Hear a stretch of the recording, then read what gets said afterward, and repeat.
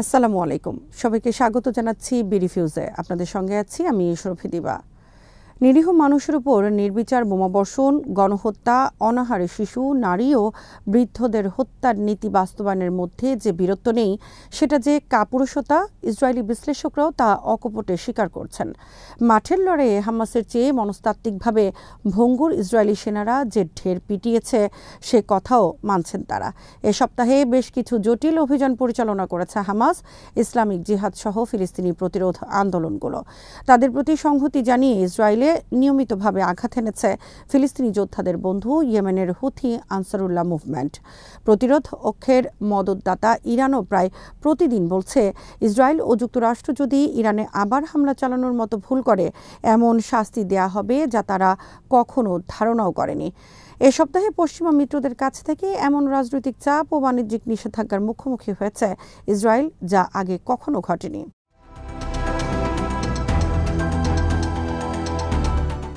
সপ্তাহ জুড়ে গাজা উপত্যকায় দখলদার বাহিনীর ওপর অবিরাম হামলা চালিয়েছেন প্রতিরোধ যোদ্ধারা। হামাসের সামরিক শাখা আল কাসসাম ব্রিগেডস, প্যালেস্টাইনিয়ান ইসলামিক জিহাদের আল কুদস ব্রিগেডস সহ বিভিন্ন প্রতিরোধ গোষ্ঠীর হামলায় উল্লেখযোগ্য সংখ্যক ইসরায়েলি সেনা নিহত হয়েছেন।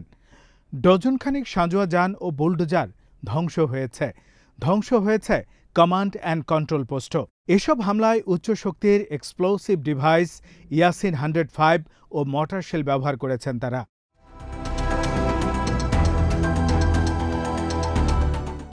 সপ্তাহের শুরুর দিকে ইসরায়েলি বাহিনী জানিয়েছে, গাজায় প্রতিরোধ যোদ্ধাদের হামলায় জুলাইয়ের প্রথম ২০ দিনে অন্তত ১৬ সেনা নিহত হয়েছেন।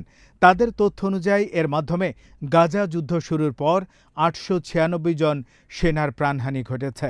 তবে গাজার প্রতিরোধ যোদ্ধাদের দাবি, ইসরায়েলি সেনাদের প্রকৃত প্রাণহানির সংখ্যা এর চেয়ে অনেক বেশি।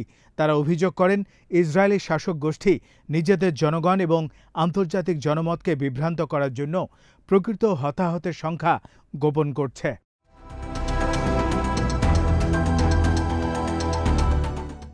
ফিলিস্তিনি প্রতিরোধ যোদ্ধাদের ক্রমবর্ধমান শীর্ষ স্তরের হামলার মুখে ইসরায়েলি সেনারা যখন বিভিন্ন কৌশলে অভিযান থেকে সরে দাঁড়াতে মরিয়া, তখন ইসরায়েলি মিডিয়া জানিয়েছে ২০২৩ সালের ৭ অক্টোবর থেকে আহত ইসরায়েলি সেনা সংখ্যা ১৮,৫০০ ছাড়িয়ে গেছে। তাদের মধ্যে বহু সেনা গুরুতর মানসিক ট্রমার শিকার হয়েছেন।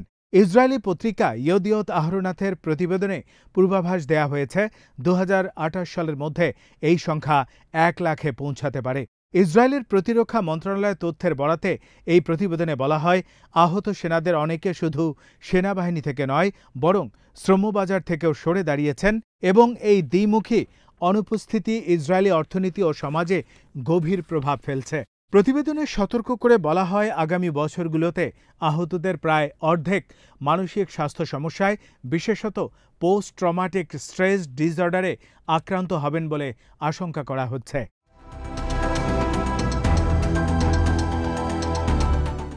সপ্তাহের মাঝামাঝি সময়ে ইয়েমেনের তরফ থেকে এক ভয়াবহ হামলার অভিজ্ঞতা পেয়েছেন ইসরায়েলিরা। তেল আবিবের বেন গুরিয়ন বিমানবন্দরকে লক্ষ্য করে চালানো হামলার পর লাখ লাখ ইসরায়েলি মাটির নিচে আশ্রয় নিতে বাধ্য হয়। বিমানবন্দর বন্ধ হয়ে যায়, অসংখ্য ফ্লাইট বাতিল হয়। সপ্তাহের প্রায় প্রতিদিনই ইসরায়েল কিংবা ইসরায়েল সংশ্লিষ্ট জাহাজে হামলা চালিয়েছেন ইয়েমেনের হুথি আনসারুল্লাহ। সপ্তাহের শুরুতে একদিনেই ইসরায়েলের ৪টি স্পর্শকাতর স্থানে আঘাত হানেন তারা। নিজস্ব প্রযুক্তিতে তৈরি প্যালেস্টাইন 2 হাইপারসনিক ব্যালিস্টিক ক্ষেপণাস্ত্রের মাধ্যমে ইসরায়েলের আধুনিক প্রযুক্তির কেন্দ্রস্থল বেইর আল শাবার একটি কৌশলগত লক্ষ্যবস্তুতে বড় ধরনের আঘাত করা হয়। তাছাড়া খোদেইরা, এইলাত ও আশকেলনেও আঘাত হানে এই ধরনের মিসাইল।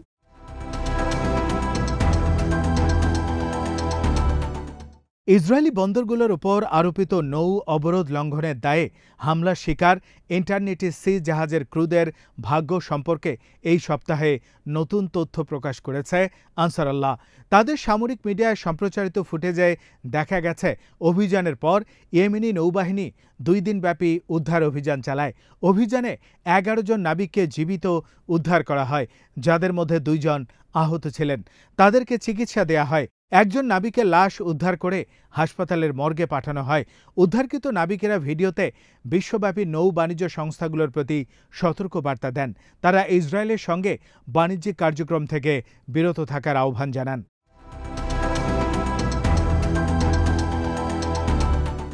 গাজায় চলমান মানবিক সংকটের প্রেক্ষিতে ইসরায়েলের বিরুদ্ধে সামরিক অভিযান আরও জোরদার করার পরিকল্পনার কথা ঘোষণা করেছে ইয়েমেনের সশস্ত্র বাহিনী।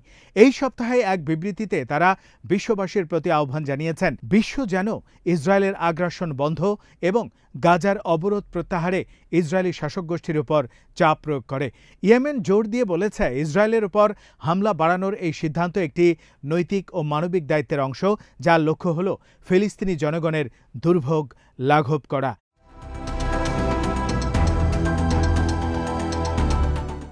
এই প্রেক্ষাপটে ইয়েমেনি বাহিনী বলেছে, তারা ইসরায়েলের বিরুদ্ধে সামরিক অভিযান আরও জোরদার করবেন এবং চতুর্থ ধাপের নৌ অবরোধ কার্যকর করবেন। এই ধাপে এমন সব জাহাজকে টার্গেট করা হবে যেগুলো কোনো না কোনোভাবে ইসরায়েলি বন্দর ব্যবহারে জড়িত। আর এসব জাহাজ যে দেশেরই হোক না কেন, যতদূর ইয়েমেনি বাহিনীর ড্রোন ও ক্ষেপণাস্ত্র পৌঁছতে পারে সেগুলোকে আঘাত করা হবে। তারা সব কোম্পানিকে সতর্ক করে বলেছেন, এই ঘোষণা দেওয়ার পরপরই যেন ইসরায়েলি বন্দরগুলোর সঙ্গে লেনদেন বন্ধ করে দেয়া হয়। তা না হলে তাদের জাহাজকে পৃথিবীর যে কোনো জায়গায় হামলার লক্ষ্যবস্তু করা হবে।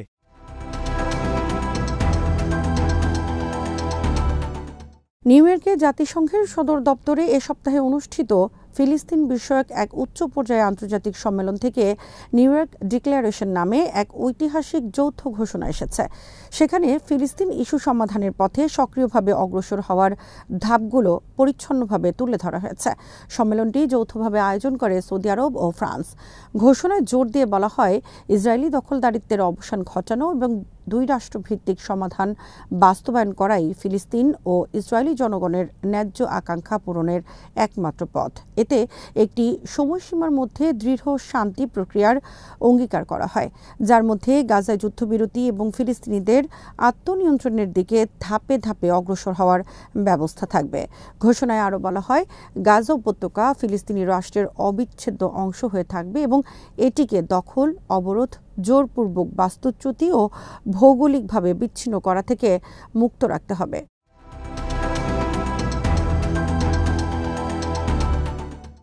এই সপ্তাহে বড় মিত্র যুক্তরাজ্যের কাছ থেকে অনাকাঙ্ক্ষিত বার্তা পেয়েছে ইসরায়েল।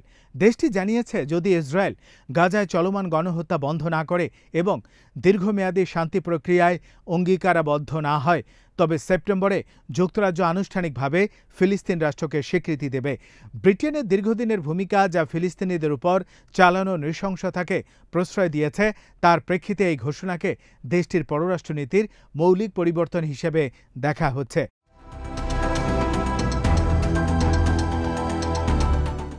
সমালোচকরা বলছেন, একদিকে ইসরায়েলি নৃশংসতার নিন্দা করা, অন্যদিকে তাদেরকে সামরিক সহায়তা দেয়া, এটি ব্রিটিশ পররাষ্ট্র নীতির দ্বিচারিতার বহিঃপ্রকাশ। তবে এই ঘোষণা লন্ডনকে প্যারিসের সঙ্গে একই কাতারে দাঁড় করিয়েছে।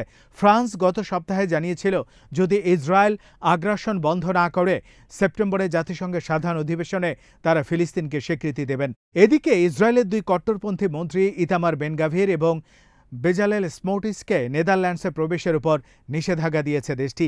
ইউরোপের এই সমন্বিত চাপ ইঙ্গিত দিচ্ছে, বহু দশকের আন্তর্জাতিক দায় মুক্তির ঢাল থেকে সরে আসছে ইসরায়েল।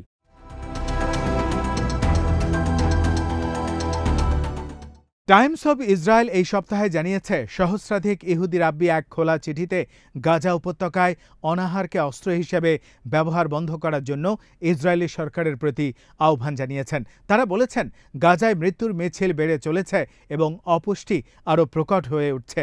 এই পরিস্থিতিতে আমরা আর নীরব থাকতে পারি না। তারা বলেন, বর্তমান পরিস্থিতি নারী, শিশুসহ বেসামরিক নাগরিকদের গণহত্যার শামিল।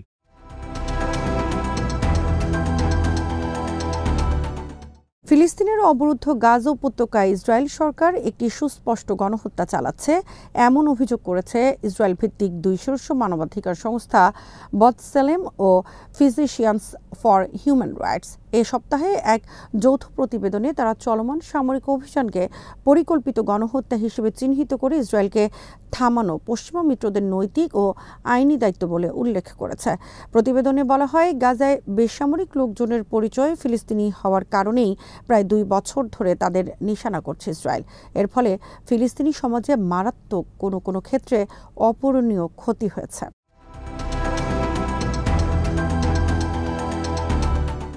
গাজা উপত্যকায় ইসরায়েলি গণহত্যার বিরুদ্ধে এই সপ্তাহে তেল আবিবে প্রায় লাখো মানুষের বিক্ষোভ হয়েছে। সেখানে ক্ষুধার্ত ফিলিস্তিনি শিশুদের ছবি বহন করা হয়। বিক্ষোভকারীরা যুদ্ধ বন্ধ এবং গাজায় আটক ইসরায়েলি বন্দীদের ফিরিয়ে আনার দাবিতে তেল আবিবের হাবিবা স্কয়ারে এবং সংলগ্ন রাস্তায় জড়ো হন। তাদের মধ্যে কয়েকজনের হাতে থাকা প্ল্যাকার্ডে গাজায় যুদ্ধাপরাধ এবং গণহত্যার জন্য ইসরায়েলের নিন্দা জানানো হয় এবং সেনাদের যুদ্ধে অংশ না নেয়ার আহ্বান জানানো হয়।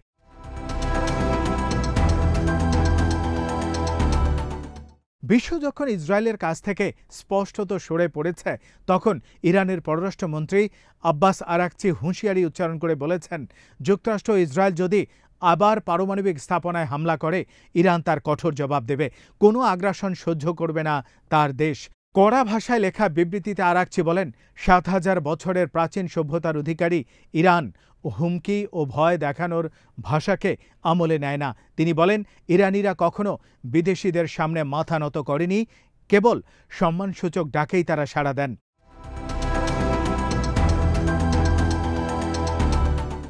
ইরানের পারমাণবিক অবকাঠামোর উপর মার্কিন ও ইসরায়েলি হামলার প্রসঙ্গ টেনে তিনি বলেন, ইরানের পাল্টা হামলার ব্যাপ্তি ও ফলাফল কতটা ধ্বংসাত্মক ছিল তা শত্রুরা দেখেছে। সুতরাং তাদের জেনে রাখা উচিত, ভবিষ্যতে যে কোনো আগ্রাসী কাজের জবাব হবে আরও কঠোর, যা ধামাচাপা দেয়া সম্ভব হবে না।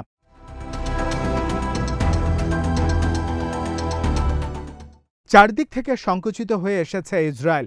যুদ্ধের মাঠ, কূটনীতি কিংবা বিশ্ব মতামত কোনো দিকেই আর ঠাঁই পাচ্ছে না দখলদার দেশটি। মনে হচ্ছে সময়টা চূড়ান্ত পর্যায়ে এসে ঠেকেছে। শিগগিরই ইসরায়েলের লজ্জাজনক প্রস্থান এবং ফিলিস্তিনিদের স্বাধীনতার অমীয় স্বাদ পাবে মুক্তিকামী ও বিশ্ব মানবতাবাদী বিশ্ব।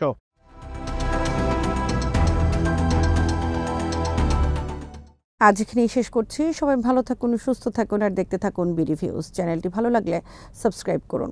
আল্লাহ হাফেজ।